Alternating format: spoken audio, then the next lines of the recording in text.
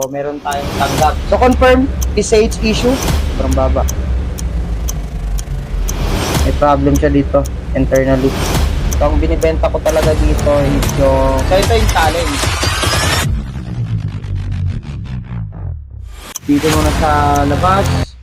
Okay, clear. Test pa rin natin ang kanyang board.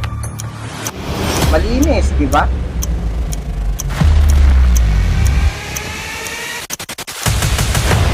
Okay, yeah! Good! It's good! Xiaomi image is... Ayan, ang kanyang keyboard. Ayan, reading na, roaming na. Roaming state, blinking, reading okay, nag-flash na yung... Okay!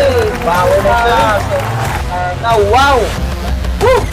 There's nga rin wow! Ayan, happy na? Happy customer, happy repair!